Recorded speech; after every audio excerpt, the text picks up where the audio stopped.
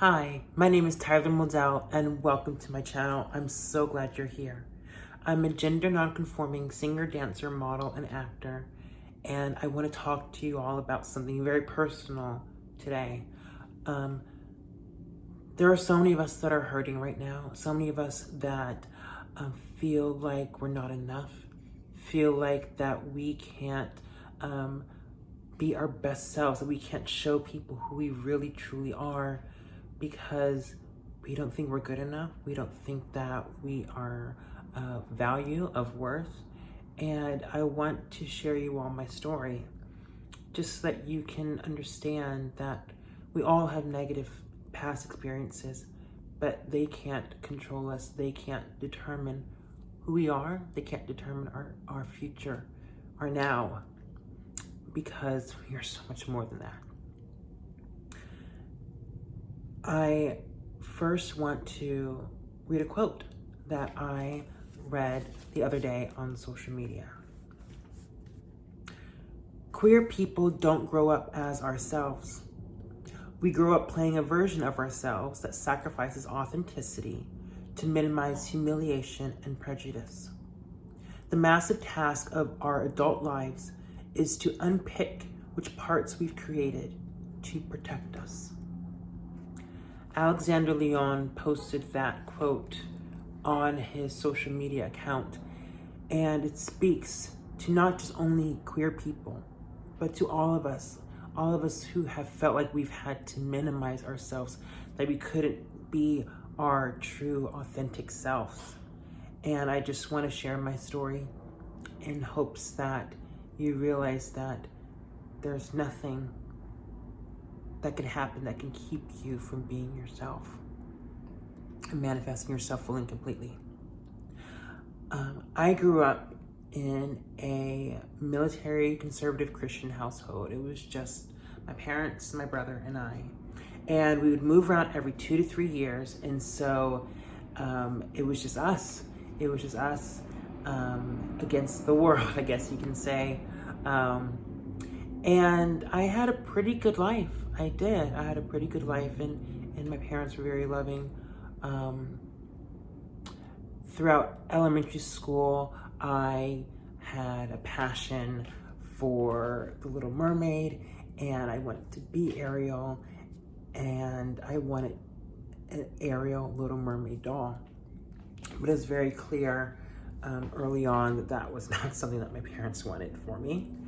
And so Aladdin had come out at that time when I was in elementary school. And so they had gotten me, instead of an Ariel doll, Aladdin and Jasmine doll, because they felt that, excuse me, they felt that having a more heteronormative coupling would be best for me.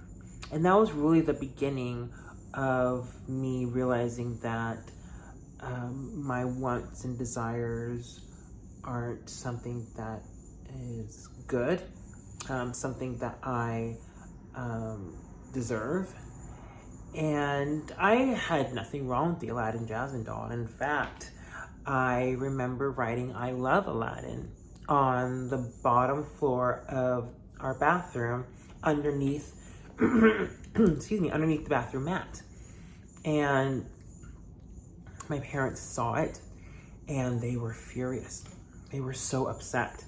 And they made my brother and I write out the words to see if our penmanship matched that of the bathroom tile. Thankfully, because we always had church family members come to our home for potluck and things like that, I was able to convince them and say maybe one of the girls did it. Maybe one of the girls wrote it out. And they, took it and went with it. But that was really the first time that I really felt like, oh,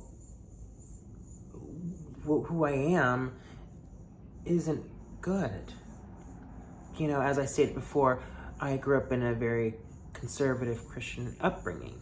My mom's grandfather was a minister in the church, and she converted my dad. And so for them, that was their life. That was their everything. That was their belief. That was who they are, and who they are still today, very much so. And so it was very clear to me that who I am and what I want and desire did not match their values, their wants and desires, and how they saw the world. And I remember going to church on a couple of times, and these two men came up and in front of the church confessed their sins of homosexuality. And I remember them distinctly because it honestly looked like they were going up to be crucified. It almost looked like they were going up to be sacrificed, for their sins. And I remember saying, I don't want that. I don't want that to be me. I don't want that to be who I am. I don't want that life for me. And I was afraid. And that fear, lasted a little bit because, of course, we all know, middle school comes and puberty hits all of us. And it hit me really hard. And I just was boy crazy, super boy crazy. And in fact, I remember this kid from the 4th grade. His name was Brian. And I had such a huge crush on him. And in the 6th grade, we were hanging out at a friend's house in his front yard, and Brian went to kiss me. And oh my gosh, if it had been in the garage, if it had been in the backyard, I would have went for it because it was private. It was somewhere where no one can see, but it was the front yard where everyone can see, where all eyes could be on me. And I already had that anxiety of all eyes are on me, that I had to walk on eggshells and be very careful of what I did. And so I pushed him away and I walked away and went back home very angrily. And to this day, I wish I had allowed him to kiss me. I wish that I had allowed my wants and desires to be fulfilled, because I knew that that's deep down inside, that was who I was.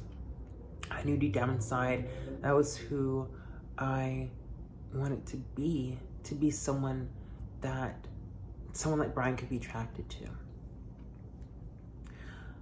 But I also knew that I couldn't manifest it fully and completely in the society that I lived in the environment that I grew up in.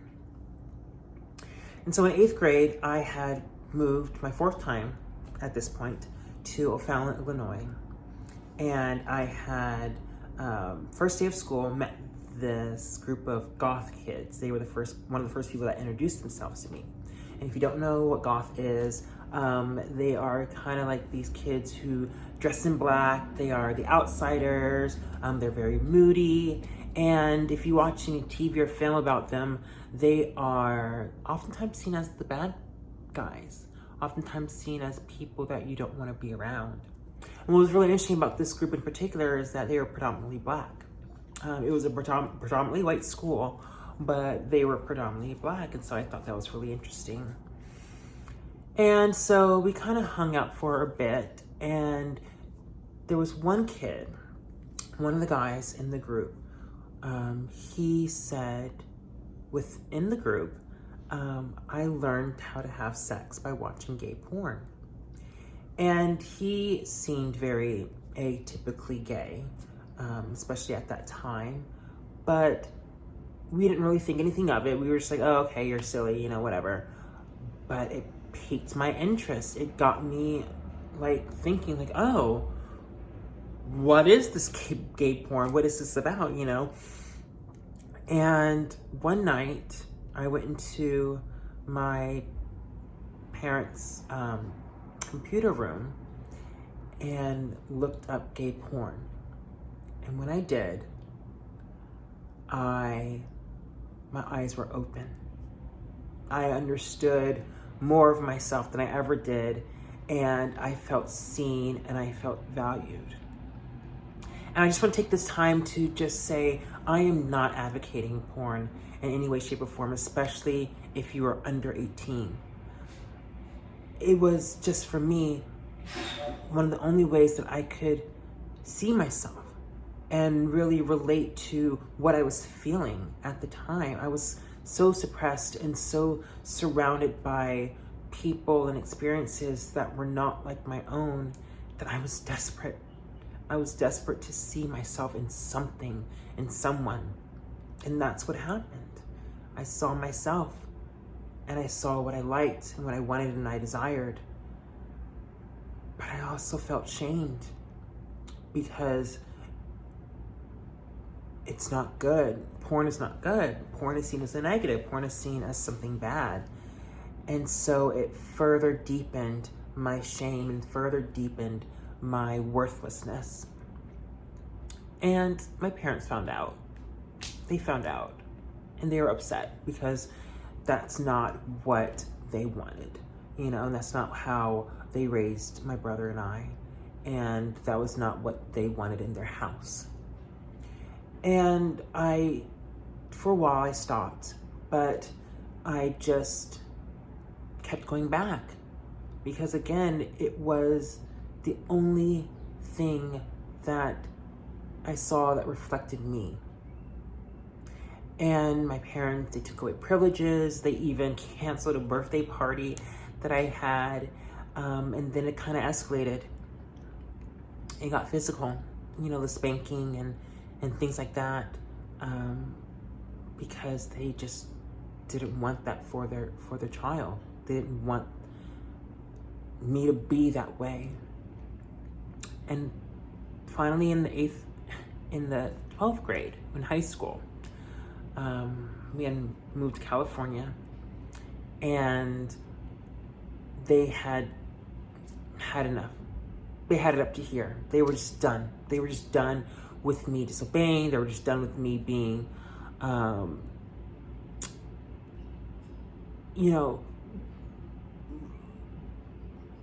going against them, going against what they valued and what they wanted for me. And I got a spanking, and I got the biggest spanking I've ever received in my life, to the point where I had bruises all over my body.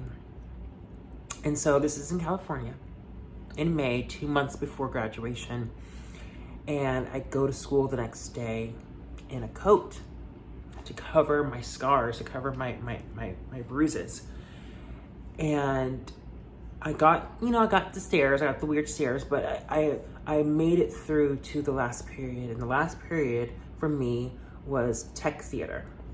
And in tech theater, we were breaking down a set from the previous show that we had. And as I was working, my teacher came up to me and said, Tyler, you know the rules. You're not allowed to have coats on while you are, working on the set. I need you to take that off.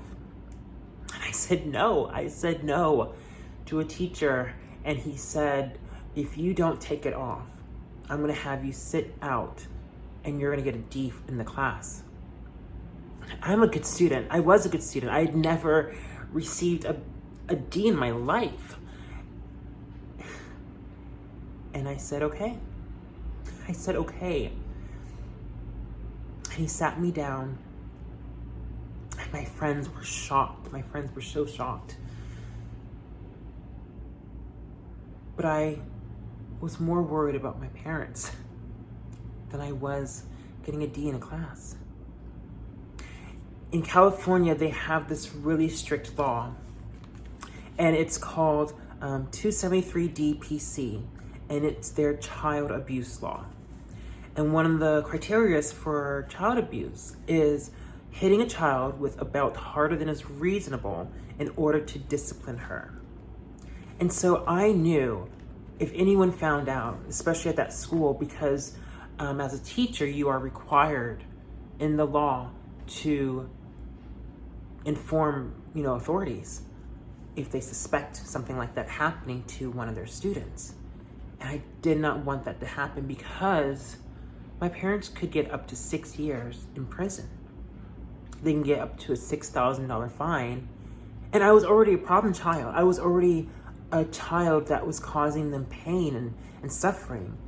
And I didn't want to cause any more of that to them. And so I sat out. And my friends just couldn't shake it. They couldn't realize what was going on. And so by the time the school bell rang for the end of the day, I was walking out and they grabbed me and they took my coat off and they saw everything. They saw the bruises, they saw the scars, and they were like, Tyler, this isn't right. And I was like, I just want to go home. I just want to go home. Please don't make this any worse than it needs to be. And they're like, no, we have to report this. This is not right. Isn't, you shouldn't deserve this. And so they called the teacher, who called the guidance counselor, and she sat me down and I told her what happened. She called the police, and the police came and asked me what had happened. And I said to him, I was spanked, I was beaten because I'm gay. Because that's what I believed.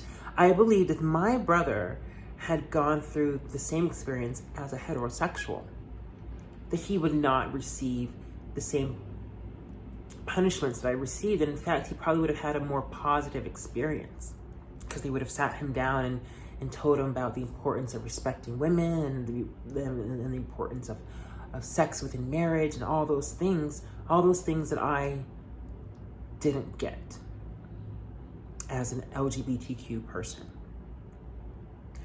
And so that's what I told the police.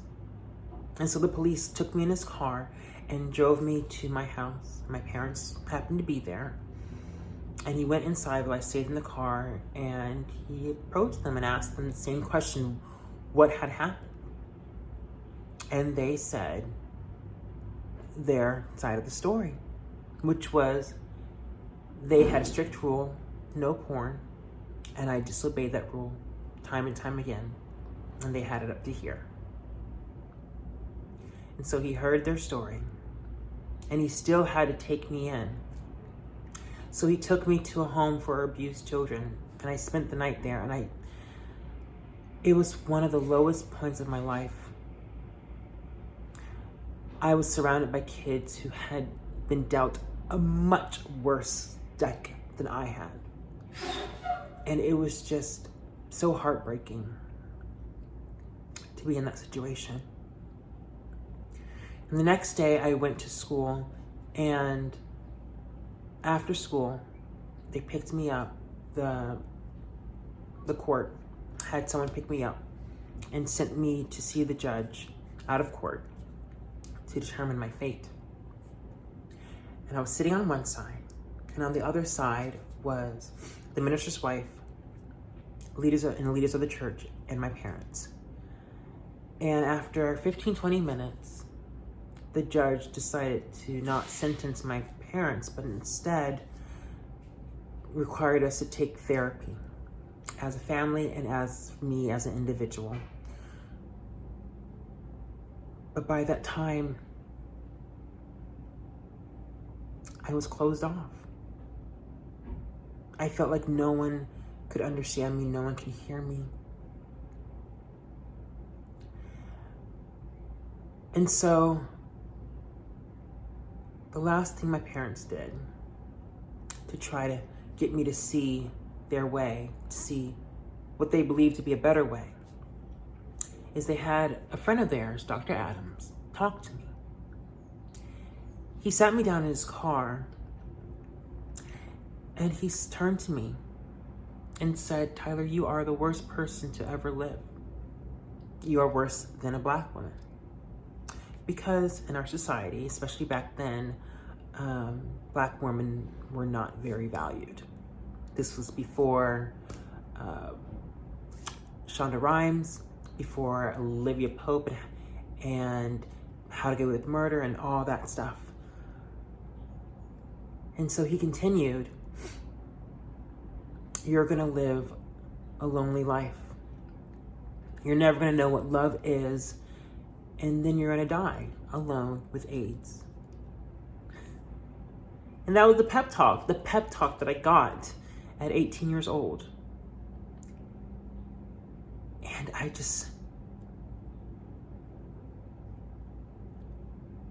didn't know what I felt at that point. I think I didn't feel anything.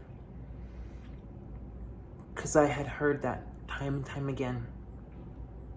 And I just wanted to get away and go to college and be somewhere different and be able to hopefully be myself. And I went off to college and things got a little better. I met some wonderful people. And then I graduated college and moved to New York. And I thought, okay, this is New York. This is gonna be different. This is gonna be the Big Apple, the Emerald City, where LGBTQ people thrive and live and succeed and can be themselves fully and completely. That is what I thought. And as I moved here, I met some wonderful people and some amazing people and some people who really helped me to begin to build myself up. But as I started getting more and more into the business of entertainment and meeting some very influential LGBTQ people in that business who I thought, oh, they're just gonna take me under their wing. They're gonna help me to see the best of myself and help me to be the best of myself. I started hearing the opposite. I started hearing that I'm not enough, that I had to change who I was, be more masculine. If I was straight acting, I would have a better outcome in this career. And it jolted me back to my childhood. And it really kept me from going for a lot of the things that I wanted to go for and do the things that I really wanted to do. But I want to turn this negative experience into a positive experience. And so I want to remind you guys that people can't control you and you can't control people.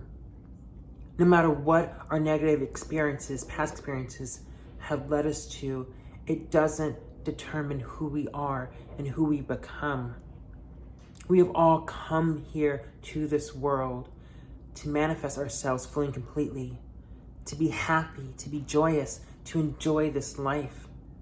And so I want us today, right now, to take a pledge to be our full selves, to love our full and complete selves, and to bring forth our greatness into this world so we can begin to heal ourselves and heal this world and make this world a better place for all of us.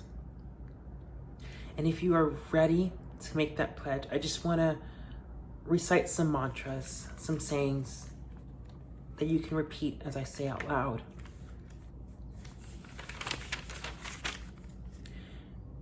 I am enough. I have everything I want and desire coming to me. I have a host of beings ready to take me where I want to go. I have love and light flowing through me and around me. I have everything I need to succeed inside me. And I am ready to put my best foot forward and conquer this world with my amazing gifts and talents now and forevermore. I want you to recite those words, memorize those words, write them down. Know that you are meant for greatness. And now, starting today, I want all of us, including myself, to start manifesting our full and complete self so that we can become the great people that we're meant to be. You are so valued and so loved. And it starts from within. It starts from knowing from within, from your soul self, now and forevermore. Thank you for watching. Thank you for listening. Good luck, and I will see you in the next video.